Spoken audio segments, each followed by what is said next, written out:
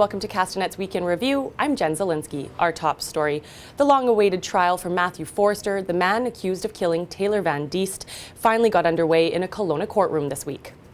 Forrester admitted to causing the injuries that took Van Diest's life on Halloween night back in 2011, but has pleaded not guilty to the first-degree murder charge. I hope at some point, with the, not so much the strangulation, but with the blows to the head, I hope she was unconscious and she didn't have to suffer the feeling, the pain that would, that would feel like. It's like, my God, it's kind of ridiculous. It's hard. I would have rather gone through that than her.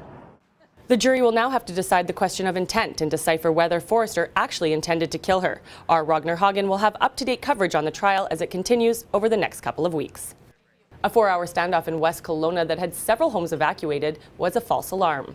Sunday evening, police were called to a home after receiving a report of a possible hostage situation where a teen may have been armed holding his mother hostage.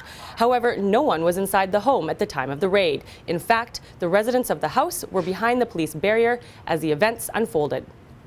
Everyone was just told, you have to stay over there. And yeah, of course, the information didn't really get to anyone until Chris and the family members actually came down here to speak. And of course, Chris's mom was like, look, I'm fine.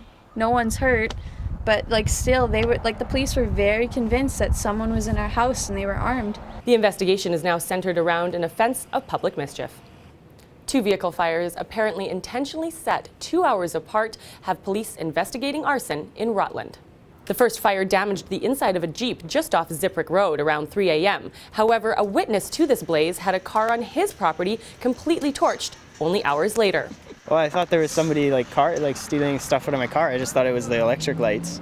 And then I got closer and it was on fire, and I just couldn't believe it. I thought I was dreaming.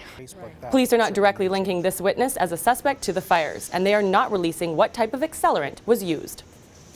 No charges are to be laid after a marijuana grow operation sparked a blaze at a home on Ranch Road in West Kelowna Tuesday night. The fire started in the basement and was quickly brought under control. Because of the grow operation, hydro had to be called in to kill the power to the home so firefighters could mop up. There were no reports of any injuries. 6 structures are destroyed and several people are homeless after a chain reaction fire on Fenchurch in Princeton. 3 homes and 3 garages fully involved. We've found out from the neighbors that everybody was out of the buildings. Right now, all of the fire cause is under investigation and has yet to be determined what was the cause. Well, that wraps up Castanet's Week in Review. I'm Jen Zielinski. Thanks for watching. Remember to send your news tips to news@castanet.net and follow us on Twitter @CastanetNews.